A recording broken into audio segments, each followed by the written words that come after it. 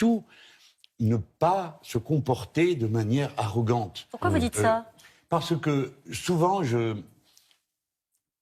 j'ai l'impression que on ne sait pas bien parler, bien que c'est un détail, hein, je n'ai pas l'intention de faire une polémique, mais je veux dire, les Marocains sont un peuple souverain, adulte, fort.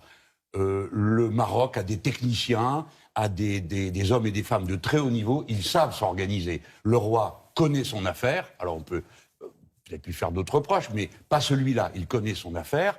Et ils se sont immédiatement mis au travail pour savoir comment prendre l'aide. Et moi, j'étais un peu choqué, je vous parle franchement, de voir qu'on était là à dire « Comment, vous voulez pas de notre aide ?»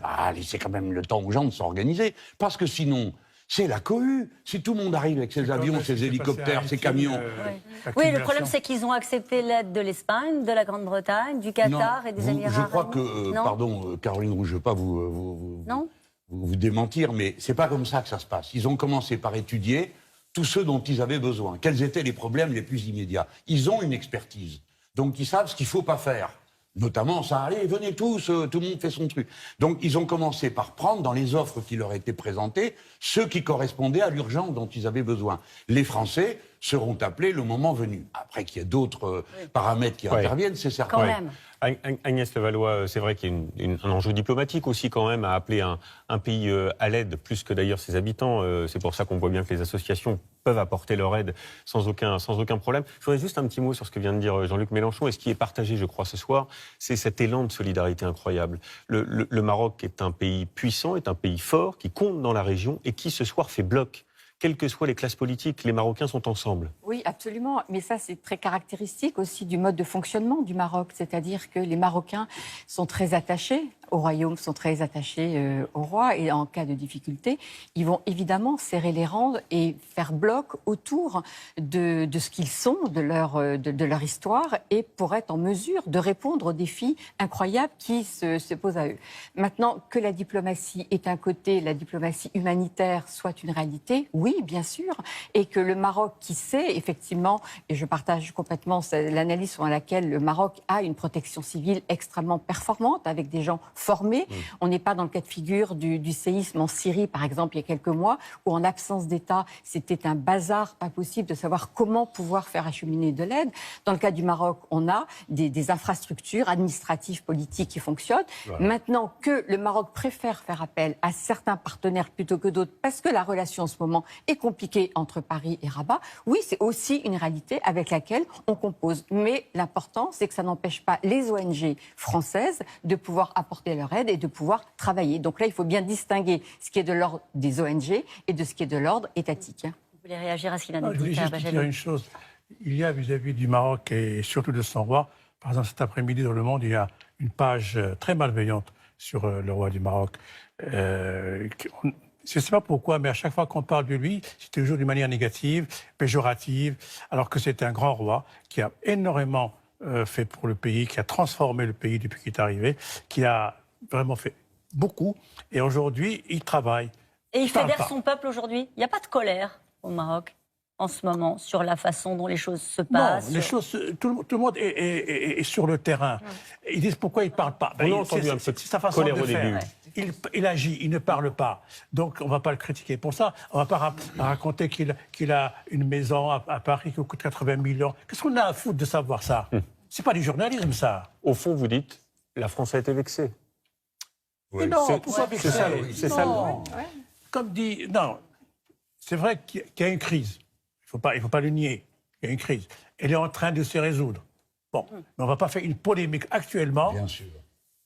Sur ça, ne sait pas. Donc la France, certainement, participera. Et je sais, on a là-bas un très bon ambassadeur, Christophe Lecourtier, qui travaille et qui fait ce qu'il peut pour que les ONG puissent arriver et aider les Marocains. Depuis le début de cette émission, nous évoquons l'élan de solidarité, la force du peuple marocain qui fait bloc. Et ils sont tous des bénévoles volontaires. Ils nous ont expliqué qu'ici, ils ont été bien accueillis par les secours marocains qui ont accepté leur aide à une condition, que ces Français ne portent pas leur t-shirt sur lequel on pouvait voir le drapeau bleu, blanc, rouge. Les secouristes ont donc accepté de travailler avec une tenue plus neutre et de se faire discret Pour autant, ici, bien sûr, leur aide est précieuse pour aider à retrouver au plus vite des corps humains dans ces décombres que l'on voit ici à perte de vue. Le village a été totalement ravagé par le séisme et donc évidemment la présence de ces chiens est un appui précieux pour les secours marocains. Je vous propose d'écouter Patrick Villardry, c'est le chef de ces secouristes français. Nous avons été très bien accueillis. Nous nous sommes mis à disposition des pompiers locaux. On a apporté notre savoir et notre aide. Et on leur a dit, voilà, si vous avez besoin des chiens, on se met à votre disposition. On s'est mis de côté, ils sont venus nous chercher, ils nous ont dit, voilà, vous pouvez passer un chien, oui. On en a passé 1, 2, 3, 4. On a passé les 4 chiens et tout s'est très bien passé. Il n'y en a aucun souci. Notre reporter qui nous explique, parce que ça lui a été raconté, que les sauveteurs français ne peuvent pas porter le drapeau français. Alors, ça doit être une mesure de protection à partir des déclarations qui ont eu lieu justement en France, où la France a déclaré qu'elle était prête à porter son aide, et toute la polémique quand même qui a commencé à apparaître ici en France en disant que le Maroc n'en voulait pas. Je pense que la position justement de ces sauveteurs, c'est de dire on se fond dans le paysage, l'important pour nous c'est d'être là, c'est de travailler, d'apporter notre expertise, et finalement en adoptant cette attitude, ça permet d'éviter de rajouter une polémique ou un début de polémique alors que l'urgence est au secours et à utiliser toutes les bonnes volontés qui sont là. Et ce qui est important, c'est qu'en fait, ces sauveteurs sont là, mais on voit bien qu'ils travaillent vraiment avec des ONG locales. Et en fait, le secret, c'est ça. Et quand ils disent, oui, on est venu nous chercher, on s'est mis de côté, on est venu nous chercher, et qui est venu les chercher? Mais c'est bien toujours comme ça que ça se passe. Mais bien sûr. Mais l'important, c'est qu'il y ait vraiment ce relais aussi important sur place, que d'abord, ce sont eux qui connaissent le terrain beaucoup plus que ceux qui débarquent d'avion.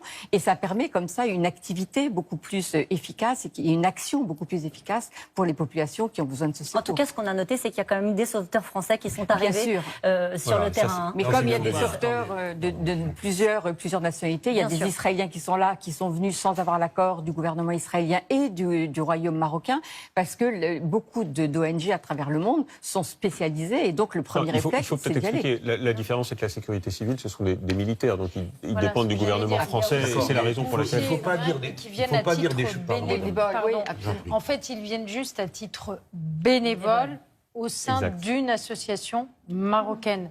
Donc, il n'y a pas du tout de sécurité civile officielle française, ni de pompiers. Ce sont quelques personnes qui viennent à titre bénévole au sein d'une association locale. Alors, on est aussi en direct avec... Je ne veux pas qu'on laisse penser qu'il y a un sentiment anti-français parmi les Marocains. Ce n'est pas vrai. Il y a un problème dans la perception qu'il y a de la France en tant que nation, et surtout de son président de la République, mais il n'y a pas parmi les Marocains de sentiment anti-français. C'est pas leur manière d'être. C'est pas comme ça qu'ils vivent. Il y a vraiment une antipathie à l'égard du président Macron, parce qu'il n'a pas été très correct avec... Alors, je ne sais pas si on peut faire de généralité, parce que ce n'est pas l'objet ce soir de polémiquer. C'est vous-même qui l'avez dit tout à l'heure. On ne va pas polémiquer, ce n'est pas le sujet. On va vous entendre dans quelques secondes. Le roi Mohamed VI, ce n'est pas un copain de bistrot. Alors, et donc, il y a une manière de s'adresser aux gens qui compte dans la façon de représenter la France. Alors nous sommes républicains, eux, ils sont royalistes, mais on doit quand même arriver à se respecter. Le sujet, c'est que quand même, on a des Français bénévoles qui y sont allés et qui sont utiles et qui sont sur le terrain. Franco-marocaine et elle existe et on la voit ce soir. Et on va en parler de l'amitié. Dire que leur accueil est bon. Absolument. Parfait. Et on va en parler de l'amitié.